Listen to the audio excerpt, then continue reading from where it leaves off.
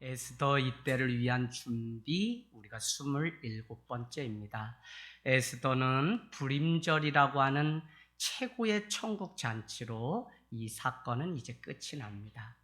특별히 4장 14절, 유다인이 이제 곧 진멸되어 다 포로로 잡혀갔다 죽게 되었을 때 모르드게는 이 사실을 알고 왕후가 된 에스더에게 찾아가 너가 이때를 위하여 왕후가 된 줄 누가 아느냐라고 하면서 왕 앞에 가서 이 사실을 알려 자기 동족을 무려 당시 70만에 해당하는 유다인들을 구원해 줄 것을 간청합니다.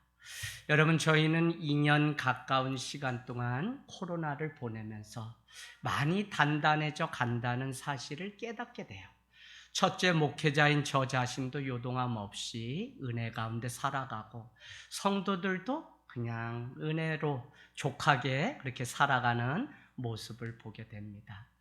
교회와 성도가 은혜의 불 앞에 모이게 되면 끌 자가 없다는 사실을 우리는 지금 증명해 보이고 있습니다. 은혜의 불이 지펴지면 죽을 사람도 살아나고 다 은혜로 다시 인생을 시작하는 것을 우리는 볼 수 있습니다. 여러분, 우리가 지금 살아가는 시대에 늘 분별력을 가지고 살아가야 되는데 마지막 문이 닫히기 전에 우리는 들어갈 준비를 해야 되는 때에 늘 놓여 있다는 사실을 기억하면 오늘 우리가 어떻게 주님 앞에, 왕이신 하나님 앞에 예배하고 아련하고 그분을 만나야 하는지가 우리의 가장 큰 고민이라는 것입니다. 신앙은 가만히 생각해 보면 깨어 있어야 된다고 말씀드렸는데 그 깨어 있어야 되는 것은 때와 타이밍의 문제입니다. 하나님의 때와 하나님의 타이밍을 쫓아가는 것이 신앙이지 내 때와 내 타이밍에 맞춰서 끌어가려고 하는 그것이 아니라는 것입니다. 그래서 어느 때인지 우리는 늘 우리 자신의 삶을 성찰하고 돌아보는 은혜가 있기를 원합니다.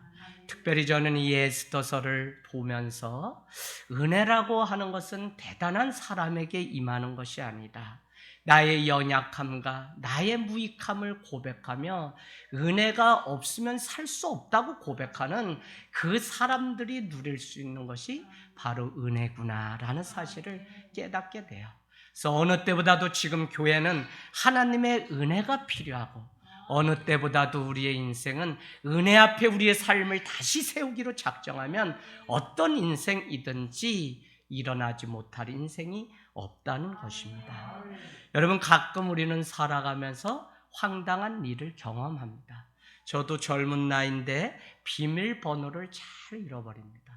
은행에 가서 볼일을 보고 막 이렇게 현금기 앞에서 보다 보면 비밀번호를 눌러야 되는데 그 비밀번호가 돈이 너무 많은지라 잘못 눌러서 사용할 수 없게 돼요. 그러면 오류가 나면 은행에 직접 창구에 가서 번호를 바꾸든지 뭘 다시 해야 되는 불편함이 있습니다. 그런가 하면 집이나 교회조차도 그렇게 오래 드나들는데 집 안에 들어가면 따뜻하고 또 맛있는 것도 있는데 비밀번호를 잃어버려서 들어가지 못할 때가 있어요. 내가 치매가 왔나? 걱정이 막 될 때가 있어요. 그래도 어쨌거나 이게 어떡하지 하는 이 비밀번호 사건이 있다는 것입니다. 그러면서 저는 이 에스더서를 이제 마치고 결론을 내려고 하면서 페르시아에 붙들려 왔던 유다인 70만 명이 어떻게 하나님의 구원을 얻고 다시 자기 나라로 돌아가게 되는지, 그 출애굽과 그 홍해를 건너고 그 십자가 골고다 언덕을 넘는 이 사건의 예표를 보면서 저는 무엇이 그 문을, 천국 문을 여는 열쇠였을까 하는 생각을 해보게 돼요. 여러분, 어떤 사람들은 많은 것 중에 믿음이 하늘문을 여는 열쇠다, 맞죠? 소망이다, 사랑이다 등등 많이 이렇게 말씀합니다. 하지만 제가 오늘 여러분께 드리려고 하는 유일한 에스더에 흐르는 그 키, 열쇠는 여러분 적어놔 보실래요? 너무 어려운 단어라서 좀 받아 적으시면 좋겠습니다. R A C E 그레이스. 제가 우리 조카 이름이 다은인데 여권을 만들어야 돼서 마늘따에 은행은자기 때문에 영어 이름을 줘달라고 해서 올 그레이스 김 이렇게 줘줬습니다. 그 동생은 주한인데 주님께 환장했다 이렇게 제가 해석해서 판타스틱 김이라고 해서 외국에 가서 판타스틱 김 했다가 몰매 맞을 뻔했는데 이 그레이스 은혜가 유일하게 하늘문을 여는 열쇠 비밀번호라는 것입니다. 여러분 오늘 고린도전서 2장 12절에 한번 가보시면 이 은혜가 얼마나 중요한지 우리는 하늘에 속한 그 영을 가지고 사는 것이지 세상의 영으로 사는 자가 아니라고 얘기합니다. 그러면서 2장 9절부터 쭉 무슨 이야기를 하냐면 성령 하나님은 남들이 통찰하지 못하고 보지 못하는 깊은 것까지 통찰하게 하시는 게 성령이다라고 말씀하면서 우리에게 이 성령을 주신 이유는 성령 때문에 은혜로 알게 다른 사람들은 이 비밀을 미스테리움을 알지 못해 아무리 그 상자를 열어도 복음이라는 것은 알 수 없어요. 시크릿이라고 하는 이 비밀이라고 하는 것은 상자를 열면 그 안에 무엇이 있는지 알 수 있지만 성경이 말하는 그 비밀이라고 하는 것은 알 수가 없습니다. 그런데 그 비밀을 알게 하려고 우리에게 은혜로 말미암아 어떻게 해요? 그 하나님의 그 비밀을 알게 하셨다고 고린도전서 2장 12절이 말씀하고 있습니다. 그래서 우리 성도는 어느 때에 놓이든지 은혜를 찾고 은혜를 구하고 은혜를 기억하고 은혜 앞에 우리의 인생을 세우기로 작정하면 미래가 열리는 것입니다. 인생의 비굴함, 비참함도 은혜라고 하는 비밀번호를 누르기 시작하면 인생의 운명이 하루아침에 바뀐다는 것이 에스더서가 우리에게 가르쳐줘요. 그렇기 때문에 하만이 유다인을 죽이려고 할 때 하만은 이 사실을 바꾸려면 유다인과 자신의 운명을 바꾸려면 그레이스라고 하는 이 은혜, 이 비밀키를 눌러야만 되는 것을 알기 때문에 그는 그 은혜를 얻고자 에스더는 페르시아의 왕인 아수에로에게 날마다 잔치를 열므로 왕의 마음이 움직이고 왕의 마음을 사게 되니까 죽이려고 했던 이 유다인의 운명이 살리는 조서로 바뀌어지는 일들이 있는 것을 보면 성도는 날마다 내상 가운데 막다른 골목이 오고 어려움이 올 때에도 우리는 은혜라고 하는 이 비밀번호를 놓치지 않고 어렵기 때문에 은혜 앞에, 힘들기 때문에 은혜 앞에, 중요한 일이 있기 때문에 이 은혜 그레이스의 비밀번호를 눌러 하늘문을 여는 놀라운 경험을 하게 되기를 원합니다. 여러분 에스더서 한번 우리 쭉 보겠습니다. 에스더서 첫 번째 우리 복습하면 에스더에게 임한 은혜는 다른 것이 아니라 2장 5절에 가서 표시해 놓으세요. 2장 5절에 페르시아의 포로로 잡혀가고 1장 1절 127방 인도에서 구스까지 점령한 아수에로 왕은 즉위한 지 3년 만에 수산궁에서 잔치를 열게 되는데 그 이유는 그리스도와의 전쟁을 앞두고 지방 장관들의 그 마음을 얻기 위해서 그때 하이라이트는 아내였던 와스디가 와서 가장 아리따운 그 얼굴을 보여주는 것인데 와스디가 거절함으로 인해서 새로 왕을 선발하게 되는데 그 시작을 이렇게 알립니다. 갑자기 등장한 한 사람이 있는데 하다사라고 하는 에스더라고 하는 에스더는 별이라고 하는 뜻이라고 그랬죠. 그 여인의 족보에 대해서 말하기를 그는 일찍 부모를 여의고 사촌지간이었던 모르드게에게 양육을 받았다라고 2장 5절은 말씀합니다. 여러분 그 받은 양육은 다른 것이 아니라 신앙의 양육이며 오직 하나님의 은혜로만 어느 곳에 던져지든지 우리는 살 수 있다고 하는 그 훈련, 그 교육을 받았어요. 여러분, 점점 더 교육이 중요하고 양육이 중요합니다. 우리가 다음 세대를 걱정하지만 양육받지 않아서, 자극점을 건드려줘야 될 때 건드리지 않아서 우리 아이들이 그렇게 된 것이지, 양육받았다면 아이들이 그렇지 않아요. 그래서 오늘 좋은 사람 밑에서 양육받은 이것이 에스더에게 임한 그레이스, 은혜 사건입니다. 그런가 하면 여러분 2장 9절 가서 표시해 놓으세요. 많은 사람들이 있는데 1년에 5,000명 정도, 1년 동안 향유와 모략과 같은 그 꽃단장 할 수 있는 것을 주고 1년 뒤에 한 명을 최종 선발하는데, 2장 9절에 보면 이 일을 관장하는 내시의 이름이 헤게인데, 헤게는 유독 이 에스더를 사랑하고 좋아하고 좋게 여겼다고 하는 장면이 나옵니다. 그런가 하면 2장 17절로 가보세요. 아무리 헤게가 많은 사람들 중에 1차 선발에 에스더를 넣었다고 해도 최종 결정할 수 있는 사람은 아하수에로 왕. 2장 17절에 에스더를 어떻게 더 다른 여자보다 사랑스럽게 여기는 아하수에로의 그 눈빛, 그 은혜를 입게 되었다는 것입니다.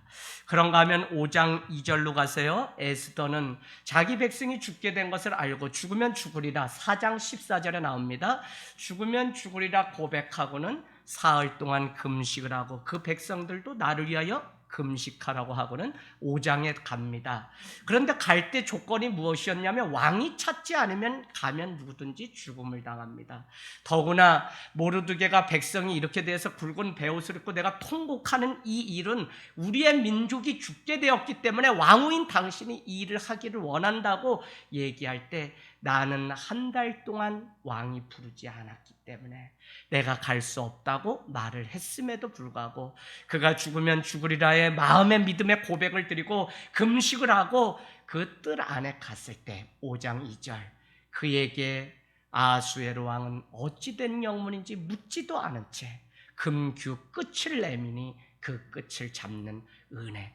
금규를 잡았다고 하는 것은 은혜가 그 인생 가운데 찾아왔다는 것이며, 뜻하지 않은 인생의 길목 가운데 하나님은 아하수에로의 패역한 마음을 바꿔서 은혜의 사람으로 바꿔가시는 것을 우리는 잘 볼 수 있습니다. 여러분, 그런가 하면 또 표시해 놓으세요. 5장 8절. 5장 8절은 다른 내용이 아니라 왕은 에스더에게 소청이 무엇이냐고 총 3번 묻는데, 5장 8절에 보니까 물었어요. 그랬더니 에스더가 자기의 소청은 다른 것이 아니라 왕을 위하여서 잔치를 날마다 여는 것인데, 그 잔치에 누구도, 하만도 데리고 함께 오면 좋겠다. 하만은 원수이자 아하수에로의 마음을 움직였는데 그 조건이 뭐였죠? 은 1만 달란트를 왕에게 주고, 더구나 뭐였어요? 네, 왕은 그에게 반지를 내어줌으로 인해서 2인자로 삼아줬던 사람이 함무다다의 아들 아각 사람 하만. 그는 일찍이 400년 전에 사울 왕이 전쟁 가운데 아각 사람을 끝까지 죽이라고 했음에도 불구하고 살려두어서 그 후손이 이렇게 했던 사람이 하만인데, 다 포로로 잡혀서 만난 것이 어디냐면 페르시아에.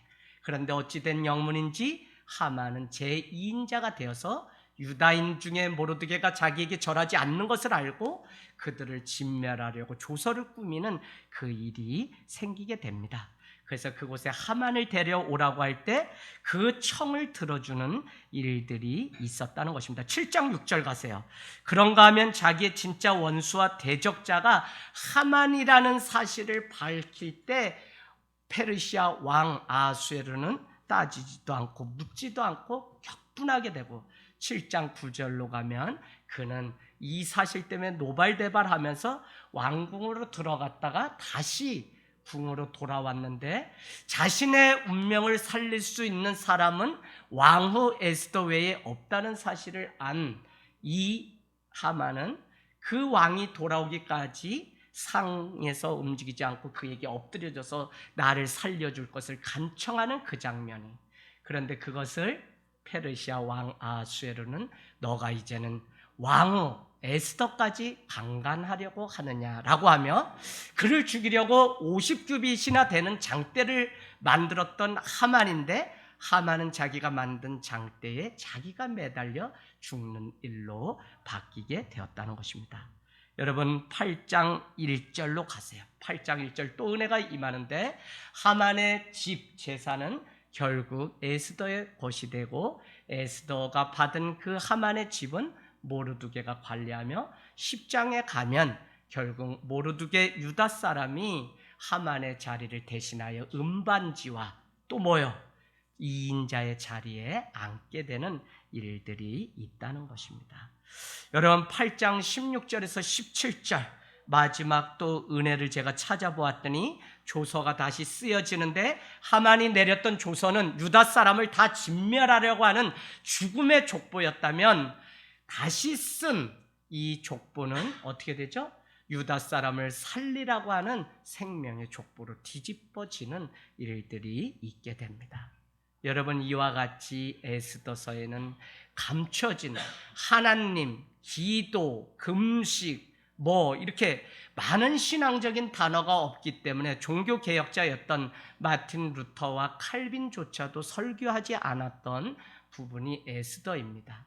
그럼에도 불구하고 하나님에 대한 단어는 없지만 면면이 절과 절 사이에 사건과 사건 사이에 그를 놓치지 않고 믿는 자를 살리려고 하시는 하나님의 그 은혜가 그곳에 있다는 사실을 보게 되면 우리가 하나님과 함께해요. 교회 오지 않아요? 직장에 가요? 싸움이 있어요? 다툼이 있어요? 누명을 써요? 어느 곳에 가든지 하나님은 믿는 자를 그냥 보내시는 것이 아니라 늘 임마누엘의 하나님 되셔서 함께 나와 영원히 함께 하시는 주님이신 줄로 믿습니다. 아멘. 은혜라는 키는 모든 것을 여는 열쇠입니다. 오늘도 우리는 내 자신과 나를 둘러싼 모든 환경과 여건 속에서 하나님의 은혜가 어떻게 세상 가운데 드러나는지 보여주어야 될 책임이 우리에게 있다는 것입니다. 세상 모든 것이 다 상하고 변하기 마련입니다. 영원한 것은 없어요. 그럼에도 불구하고 필립 얀시라고 하는 작가는 말하기를 세상에 유일하게 상하지도 썩지도 않고 신선도를 유지하며 많은 사람들, 성도에게 감동을 주는 단어가 있는데 그것이 은혜, 그레이스라고 하는 단어라는 것입니다. 여러분 참 일찍이 부모 형제 다 아무도 믿지 않던 그곳에서 서울로 유학을 와서 교통사고를 겪으면서 혼자 살아나면서 나도 모르게 미션 스쿨에서 아침마다 드리던 그 예배 탓에 하나님 살려달라 그러지 맨날 오다 가다 이거 하는 거 부처님 살려주세요 이거 말이 더 안 나와요. 그리고 해봤더니 하나님 살려주세요 이게 빨라. 그래서 차에서 저도 그냥 사고 직전에 했는데 눈 뜨고 보니 6명이 종점에 가다 덤프 들어가고 막 쳤는데 다 머리 깨지고 내 깨지고 저는 그냥 돈통에 그냥 이 뒤꿈치 그냥 부딪혀서 살아있는 유일한 사람인데 그날부로 제가 하나님이 나를 살려주셨다. 담임 선생님이 학력고사 며칠 앞두고서 이 사건이 생겼는데 넌 94일생이다. 너 교회 다니니? 아니요. 제가 아침마다 날마다 질문하는 거 들으시지 않았습니까? 예수님 팬티 입냐? 무슨 색깔 입냐? 종교부장 매일 괴롭힐 정도로 저는 절간에 드나드는 사람입니다. 그래? 너 신학교 가라. 아무것도 모른 채 교회를 다니게 되었다. 길목마다 성도를 향하신 하나님의 끈질긴 사랑에 추적하는 그 손은 한 번도 쉬지 않고 어느 곳에 있든지 우리와 늘 함께 하시는 그 은혜, 그것으로 살아가는 삶이 되기를 주님의 이름으로 축복합니다. 8장 15절 17절 은혜가 임하게 되니까 3장 마지막 절에는 조서가 하만을 통해서 내렸을 때 수상국은 어지럽다로 3장은 끝이 났다면 8장 15절에서 17절은 뭐라고 얘기하냐면 결국 잔치로 끝이 나는데 이렇게 표현합니다. 15절 즐거이 부르며 기뻐한다 표시했어요. 16절 유다인들에게 회복시켜 주는데 영광과 즐거움과 기쁨과 존귀함을 회복시켜줘요. 그런가 하면 17절에는 즐기고 기뻐하여 잔치를 베풀어 명절로 불임절로 삼았는데 그 잔치에 다 나와서 믿는 유다인들을 두려워하며 본토 백성들이 유다인이 되겠다고 찾아오는 변화의 사건이 일어나게 되었다는 것입니다. 여러분 기억하십시오. 다시 우리의 인생을 시작하게 하고 다시 살게 하는 힘은 은혜, 그레이스 외에는 없습니다. 어떤 것을 구하고 어떤 것을 우리가 미래를 준비하고 설계해 놓아도 하나님의 은혜의 이 비밀번호가 들어가지 않으면 문이 열리지 않는다는 사실을 알게 되면 우리는 날마다 천국문을 향하여 걸어가는 이 걸음이 은혜 앞에 세워진 삶임을 고백하게 됩니다. 요한계시록 2장 7절, 지금이 어느 때냐? 요한계시록 2장 7절 가보세요. 요한계시록에 등장하는 에베소 교회 2장의 중요한 에베소 교회의 책망은 무엇이냐? 그들은 말씀이 있었습니다. 진리가 있었어요. 그러나 그들은 처음 사랑을 버렸다고 책망을 받습니다. 이야기는 무슨 얘기냐? 그들에게 말씀도 있고 진리도 있고 구원도 어떻게 받는지 알지만 서로 사랑함이 없었던 것을 책망하게 돼요. 여러분 어떤 교회 가면 말씀이 있습니다. 늘 막 목사님 말씀 해요. 그러나 성도들 안에 전혀 남남처럼 지내고 우리 안에 아픔이 있어도 남의 일처럼 여긴다면, 함께 기뻐하고 함께 슬퍼하지 못한다면 주님이 자녀들의 그 모습을 보고 기뻐할 리 만무합니다. 그러면서 처음 사랑을 회복할 것을 에베소 교회에게 말씀하는데 2장 7절, 여러분 귀 있는 자는 성령이 교회들에게 하시는 말씀을 들을지어다 표시했어요. 이기는 그에게 내가 하나님의 낙원에 있는 생명나무의 열매를 주어 먹게 하리라. 이기는 자만이 먹을 수 있는 것이 생명나무의 열매입니다. 그렇다면 생명나무는 어디에 있는지 요한계시록 22장 1절에서 5절이 말씀합니다.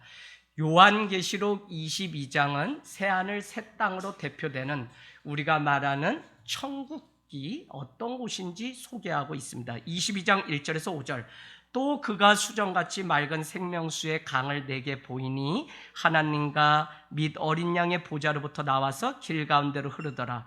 강 좌우에 생명나무가 있어, 그죠? 12가지 열매를 맺된 달마다 그 열매를 먹고 그 나무 잎사귀들은 만국을 치료하기 위하여 있더라. 다시 저주가 없으며 하나님과 그 어린 양의 보좌가 그 가운데 있으리니 그의 종들이 그를 섬기며 그의 얼굴을 볼 터요 그의 이름도 그들의 이마에 있으리라. 다시 밤이 없겠고 등불과 햇빛이 쓸데없으니 그 이유는 주 하나님이 그들에게 빛이시기 때문이라. 그들이 세세토록 왕노릇하리라. 아멘. 천국을 이렇게 써요. 여러분 생명샘 강이 있고 또 길가 좌우에 생명나무가 있고 거기에 잎사귀가 있고 12달 먹을 수 있는 열매가 있고 그 잎사귀는 만국을 치료하는 잎사귀가 되고 다시는 어둠이 없고 고통이 없고 눈물이 없고 그곳에서 그냥 천국의 그 파라다이스 낙원을 누리게 되는 것입니다. 여러분 저는 그냥 각자마다 말씀을 보면서 느끼는 게 다 다르죠. 그러나 부모 형제를 병마로 인해서 잃고 그 고통을 겪어본 사람은 정말 천국에 대한 소망은 다른 것이 아니라 사랑하는 부모 형제가 그곳에서 고통 없는 곳에서 편하게 안식할 수 있다는 이것, 만국이 그 잎사귀를 통해서 치료를 받는다는 이것, 생명나무로부터 시작됩니다. 여러분 그곳에는 하나님과 어린 양 보좌에 앉아있다. 어린 양은 예수 그리스도입니다. 오늘날 저기 왕국인의 집, 무슨 뭐 여호와가 어쨌다 그런 집들 있어요. 그 집이 왜 베드로서로 말씀을 어기냐면 뭐 마지막 때가 되면 그냥 자기네 왕국만 거기에 절대 그렇지 않아요. 말씀을 조금만 여러분이 자세히 알면 2단이 왜 2단이고 3단인지 다 나오는데 마지막 때가 되면 이 해 아래에 있는 것은 다 없어지고 다 없어지는, 공중에 들림받아 하나님과 만나는 신랑 되신 주님을 만나는 사건으로 설명하고 있지 뭐 여기에 있으면 우리 여기 교회만 딱 여기만 이렇게 그렇게 설명하는 구원이 아니에요. 어쨌거나 오늘 생명나무는 이기는 자만이 얻을 수 있고 누릴 수 있고 하는 것을 우리에게 가르쳐주고 있습니다. 여러분 이기기 위해서 무엇이 필요하냐면 은혜가 필요합니다. 오늘 포로로 잡혀갔던 70만의 유다인들은 이길 수 있었던 것은 길목마다 준비하신 하나님의 은총, 은혜 때문입니다. 우리가 이 사람 왜 만났지, 저거 왜 다녔지, 이 교회 어떻게 다 왔지, 뭐 많은 것으로 우리가 설명하려고 하면 복잡해요. 단어는 한 가지입니다. 은혜의 사람으로 우리를 세우려고 저 모난 사람을 만들어서 결국은 나를 또 변화시키고 눈물도 그 사람 때문에 쏟았다면 그만큼 또 나를 하나님이 사랑해서 변화시키려고 하시는 하나님의 계획이라고밖에 고백할 수 없습니다. 사랑하는 여러분, 하나님의 눈이 지금 저와 여러분에게 주목하고 있습니다. 지금 이 시간들을 어떻게 보내는 것이 중요할까요? 요한계시록은 이제 곧 임할 하나님의 심판 때문에 이까지 몸 이거 써서 뭐해? 아유 빨리 주님 오시면 좋겠다. 코로나 이거 뭐 아유 빨리 주님 와서 우리 데리고 갔으면 좋겠다. 이런 거를 가르치는 게 아니라 그러기 때문에 곧 임박한 하나님의 마지막 종말 심판의 때를 기다리는 성도는 오늘이라고 하는 이 시간을 허비하지 않고 믿음 가운데 날마다 어떻게 해요? 하나님 앞에 바로 서기 위해서 치열한 이기는 싸움을 하라는 것이에요. 그래서 그냥 뭐 믿음 좋은 것처럼 막 뭐 이 땅 막 소용없어 빨리 그냥 하나님 오셔서 우리 데리고 갔으면 좋겠어 할렐루야. 그런데 그게 아니라 우리는 더 믿음으로 살아내는 훈련을 그러기 때문에 해야 되는 것이지 아유 빨리 그냥 데려갔으면 좋겠어. 아유 자기만 또 가면 되는데 또 저기 뭐 내가 60년 살아봤는데 쏘갔다 하면서 저첨지 왜 빨리 안 데리고 가나. 주님 오시면 우리 서방님 1등으로 빨리 데리고 갔으면 좋겠다. 아유 그렇게 좋으면 먼저 자기가 먼저 가지 왜 또 남편은 먼저 가라고. 쏘갔으면 먼저 쏘은 거지 어떻게 하라고. 그렇게 가는 거는 또 빨리 보내려고 그래요. 뭐 감춰놨는지 이상합니다. 요한계시록은 그것을 가리키는 게 아니라 오늘이라고 하는 이 시간을 공백기로 두지 말고 믿음 가운데. 그래서 여기 젊은이들 믿음 생활 잘해야 돼요. 무슨 와주는 그런 신앙으로 안 되고요. 정말 예배 가운데 말씀 가운데 내 인생의 미래를 바로 세워야 돼요. 하나님이 곧 오시겠다. 그래서 하늘 땅 교회는 장례식 1년에 54명 치르면서 믿음이 뭘까 목회가 뭘까. 땅에서도 하늘을 품고 사는 하늘 땅 교회. 목회는 신앙은 여기서 하늘나라를 미리 맛보고 앞당겨 동시에 여기서 나부터 살게 하는 것이 신앙이고 목회지 죽은 날까지만 그냥 여선 맨날 울고 막 그게 아니라 여기서 천국 백성으로 앞당겨서 먼저 나부터 살아가는 훈련이 날마다 되어지기를 원합니다. 여러분 우리가 이제 조금 더 공부하고 직장 다니고 일하고 가정 돌보고 또 예배하고 그러는 사이에 주님은 우리를 내버려 두지 않고 다시 은혜 앞에 우리를 세워서 살리실 것입니다. 우리는 날마다 우리 삶에 어려움이 온다면 뭐라고요? 아, 내게 말씀이 없구나. 특별히 믿는 성도는 말씀으로 나를 정확히 어떻게 진단하고 영적 진단서를 분명히 가지고 살아가야지 사는 거지. 그렇지 않으면 날마다 시험이 우리 인생 가운데 놓여 있는 것입니다. 사랑하는 여러분, 에베소서 6장 여러분 한번 나중에 보시면 좋겠는데요. 성도의 삶은 이 땅 가운데 날마다 불화살 맞는 거예요. 우리 믿는다는 것 때문에 화살이 나를 쏘고 세상이 나를 쏘고 어둠이 나를 쏘고 날마다 쏩니다.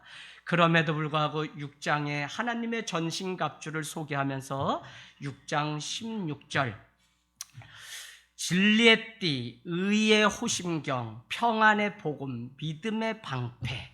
그러나 6장 16절 표시했어요. 불화살이 다 소멸된다고요. 뭐요? 이 말씀의 검 앞에.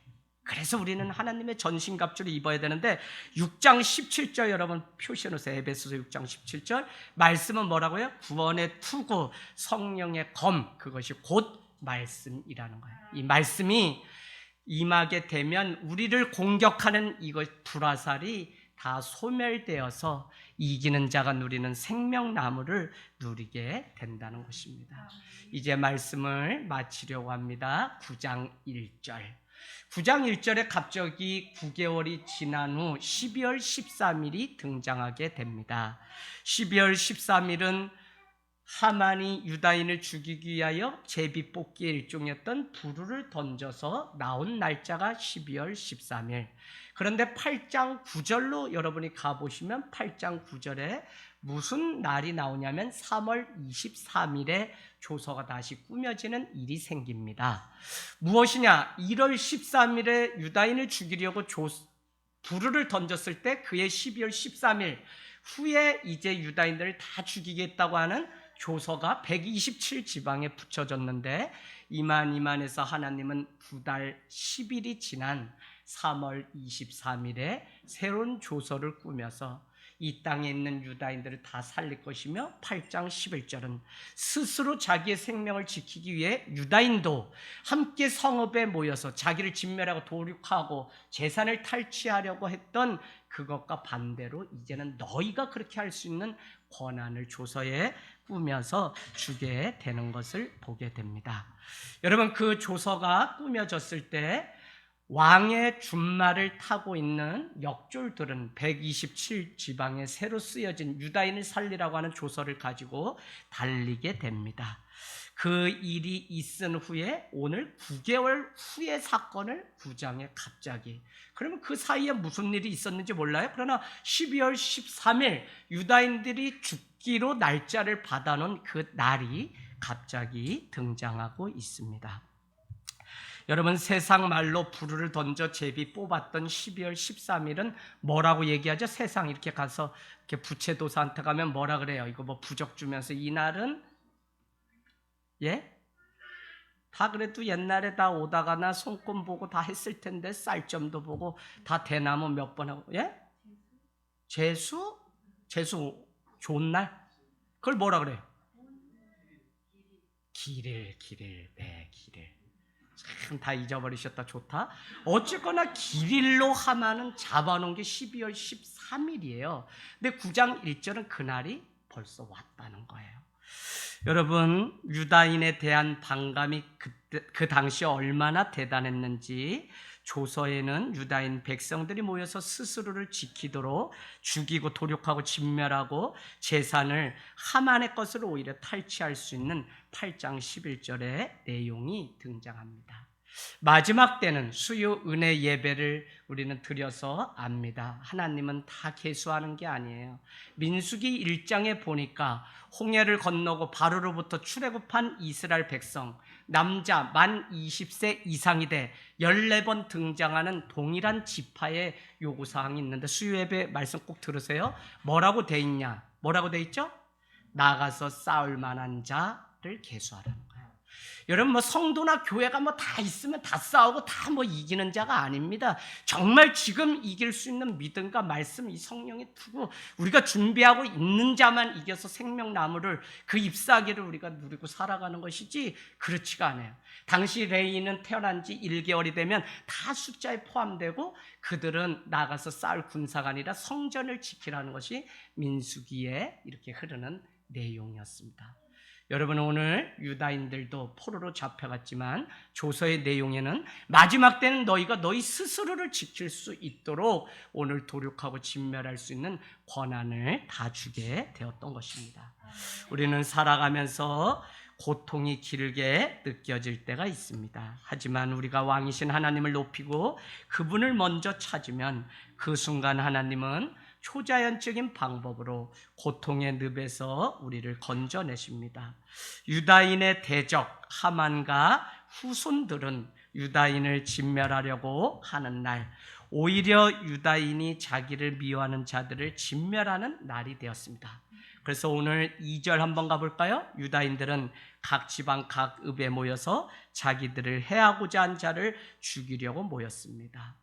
여러분, 모든 민족이 유다인을 두려워하고 결과는 그들을 대적할 자가 없게 되고, 왜냐하면 분위기가 이미 전세가 역전되었기 때문에 그렇습니다. 우리는 어떤 일을 행할 때 혈과 육의 싸움으로만 여기지 않고 영적 싸움으로 생각하면 우리는 그 분위기나 전세가 어떻게 돌아가는지 민감하게 볼 수가 있어요. 십자군 전쟁이 있어요. 이기지 못했어요. 그 이기지 못한 것은 혈과 육의 싸움으로 그것을 힘을 앞세워서 하려고 했던 어리석음을 우리는 역사를 통해서 봅니다. 오늘 하나님이 그 전세를 바꾸고 그 분위기를 바꾸면 이미 승리한 싸움을 우리는 재방송의 삶을 살아가는 것일 뿐 우리가 싸울 이유가 전혀 없습니다. 3절 가보겠습니다. 각 지방의 총독들과 왕자들과 통치자들과 궁전의 관리들은 하나님의 사람 모르드게를 어떻게 해요? 두려워하여 이제 돕기 시작한다고 합니다. 왕이신 하나님의 이름의 권세와 능력을 가진 백성인 유다인인 것을 알게 되기 때문에 싸우기도 전에 왕이신 하나님으로 가득 채우니까 싸움의 전세가 완전히 바뀌어서 포로로 잡혀갔던 그들 앞에 생명이 기다리고 있는 것을 우리는 볼 수 있습니다. 여러분, 싸움이 생기면 주도권을 하나님께 맡겨야지. 내가 대신 싸우려고 하면 그 싸움은 지는 것입니다. 그래서 그 민족이 위기 죽음 가운데 왔을 때 그 싸움을 마치 창세기 22장 5절 내가 사환들아 이곳에 있어라 100세에 얻은 아들 이삭을 나는 하나님께 예배하고 오겠다. 할렐루야. 아브라함의 믿음은 무엇이냐? 이것은 100세 얻은 아들을 드리라고 하는 것은 하나님께 이 상황 속에서도 너가 22장 5절 예배할 것인지 아닌지를 보시려고 하나님이 이 시험을 하시는구나. 가차없이 아브라함은 사환들과 아침 일찍 일어나 모리아산으로 올라가며 사환들에게 나는 저곳에 가서 예배를 하고 올 테니 너희는 이곳에 기다리라고 했다는 것입니다. 여러분, 영적 싸움 어느 곳에서 우리가 예배하든지 예수 그리스도의 이름을 떠나지 않고 그분의 이름을 높여드리는 잔치, 천국 잔치가 날마다 있으면 아수에르 왕의 마음이 움직였던 것처럼 왕이신 하나님의 마음이 움직이면 우리 인생의 운명이 바뀐다는 것입니다. 에스더뿐만 아니라 모르드게의 신분을 오늘 높여주시는 주님을 봅니다. 4절은 모르드게가 왕궁에서 존귀할 뿐만 아니라 점점 더 강해졌다고 합니다. 그거 표시해 놓으세요. 모르드게의 명성이 각 지방까지 또 퍼졌다. 오늘 왜 이와 같이 좋은 소문을 냈을까? 바로 성도의 이름이 드러나고 오늘 우리가 이 땅 가운데서 믿음의 길을 가다 승리하는 것은 하나님이 믿는 자가 세상의 조롱거리가 되지 않고 가장 큰 위로가 바로 믿는 자가 승리하는 것입니다. 하나님은 오늘도 우리를 위로하시고 이 어려운 때를 걸어가는 이 고통의 터널을 건너가는 지금 위로하세요. 그러면 그 결과는 뭐냐? 십자가에서 이미 승리하신 예수 그리스도의 그 승리가 오늘 저와 여러분의 것이 될 줄로 믿습니다. 6절 표시해 놓으세요. 500명이 죽게 됩니다. 유다인에 의해서. 또 표시해 놓으세요. 10절에 뭐라고 얘기하죠? 10절에 보니까 제산에 손을 대지 않았습니다. 그럼에도 불구하고 15절에 300명을 더 죽이게 되고 16절에 페르시아의 7만 5천 명을 유다인이 죽이게 돼요. 이 이야기는 무슨 이야기냐면 그들이 제사를 취하지 않았다는 것은 무슨 전쟁의 목적이 제사 얻으려고 하는 것이 아니라 단순히 자기의 생명을 지키기 위한 마지막 싸움인데 더 놀라운 것은 그만큼 유다인들을 공격하는 불화살이 많았다는 증거라는 겁니다. 혹시 인생 살아가면서 두려움에 빠져 내 인생의 안전, 나의 인생의 미래를 준비하려고 설계 중에 있습니까?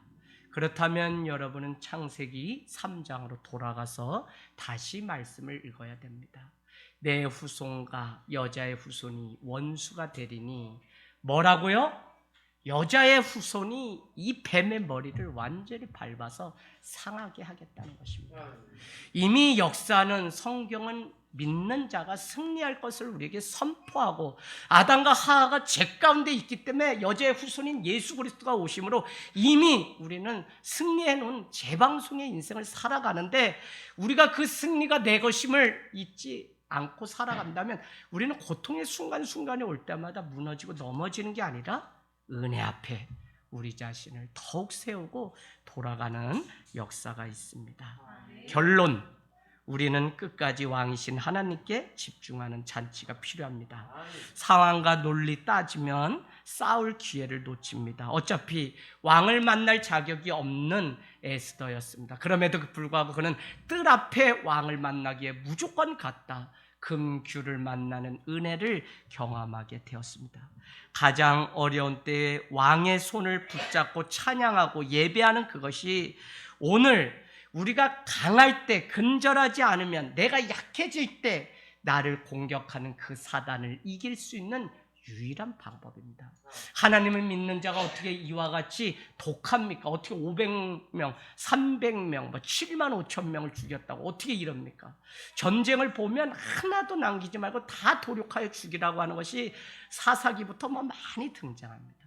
그러나 여러분은 아셔야 되는 게 400년 전에 사울이 하나님의 말씀대로 아각 사람 함무다다 그 계열을 완전히 멸하라고 할 때 아각을 살려둠으로 인해서 그 후손이 지금까지 싸우며 고통을 겪는, 부모의 때에 예수로 인하여서 완전히 끊어버릴 것 끊지 않고 왕이신 하나님을 온전히 예배하는 가정으로 변화되지 않으면 자녀에게도 이 고통은 계속 내려가기 때문에 우리의 관심은 내 때에 왕이신 하나님으로 충만케 돼서 그 아담과 하와 그를 살리고 승리하셨던 예수 그리스도의 승리가 우리의 승리가 되는 영광을 보는 것입니다.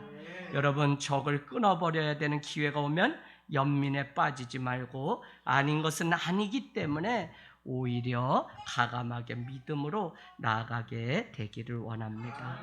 오늘 왕의 마음을 움직일 수 있는 유일한 것은 사랑이라고 하는 도구 외에는 없습니다.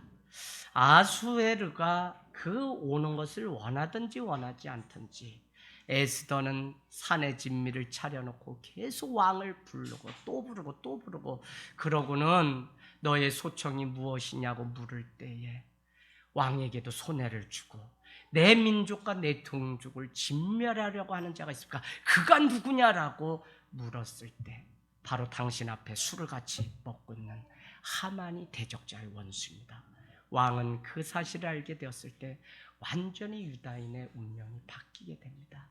힘들거나 어렵거나 우리가 은혜의 보좌 앞에 날마다 나가서 왕이신 하나님의 이름을 높여드리기 시작하면 왕이신 하나님께서 완전히 우리의 인생, 전세, 운명을 바꾸는 역사가 저와 여러분에게 있기를 주님의 이름으로 축원을 드립니다.